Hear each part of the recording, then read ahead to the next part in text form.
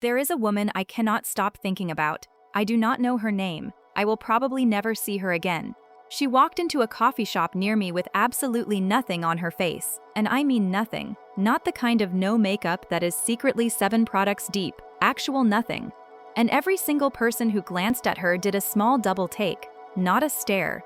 Just that tiny half-second recalibration your eyes do when something does not match what they expected. I did it too. And then I sat there for 10 full minutes with my coffee going cold, trying to figure out what exactly I had just seen, because it broke a rule I did not even know I believed in until that exact moment. Here is the rule, in case you have never said it out loud either. Makeup is supposed to be the thing that makes a face more attractive. Bare skin is supposed to be the baseline you are improving on.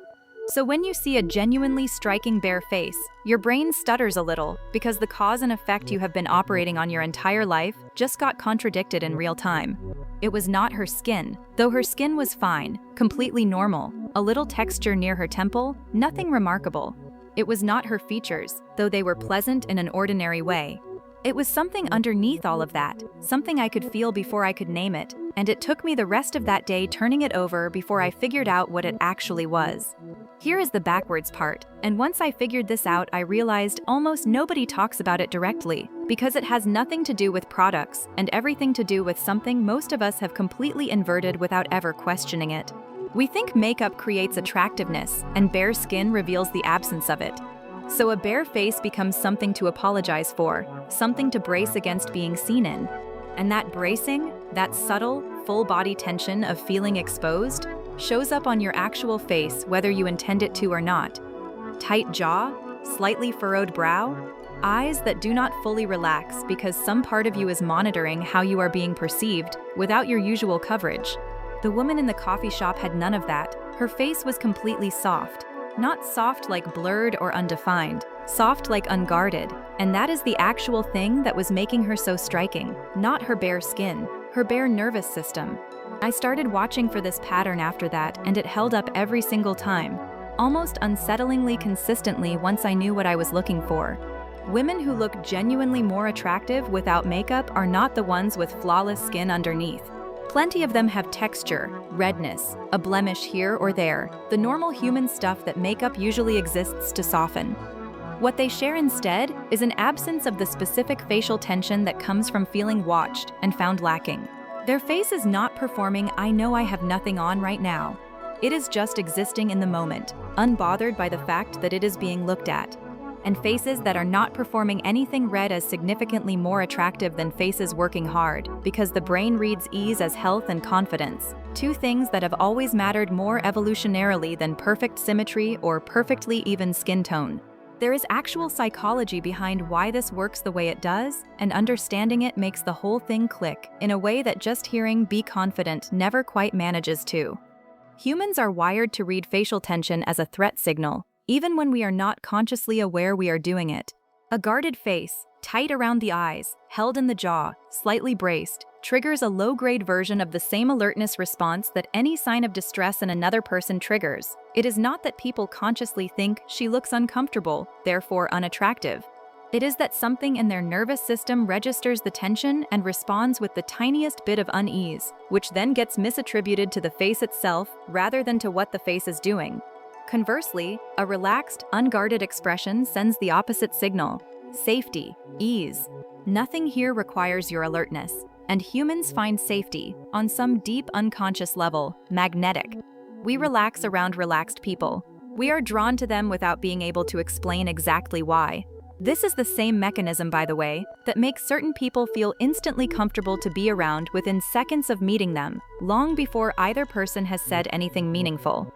Their face arrived already unbraced, and yours responded by unbracing slightly too, because nervous systems are constantly, invisibly synchronizing with whatever nervous system is closest to them in the room. A tense face makes the people around it slightly tenser.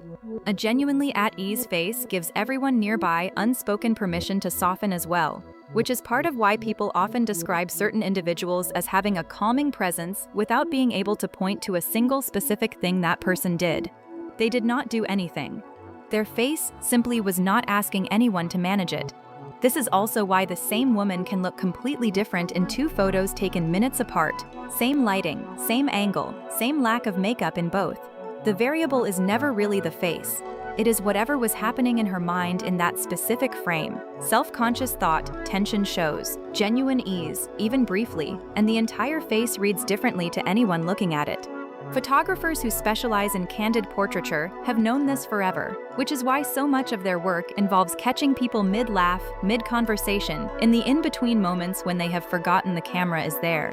It is never really about better lighting in those shots. It is about catching the face before it remembers to brace. I think about this every time I see someone's selfie next to a photo a friend took of them without warning. The selfie is technically more flattering by every conventional metric. Better angle, better light, chosen after several attempts. And yet the candid one is almost always the one people say, "This is so you" about, the one that gets the most genuine reaction. Because the candid one caught the unbraced version, and the unbraced version is the one we are actually drawn to, even when we cannot articulate why we prefer it over the technically superior shot sitting right next to it.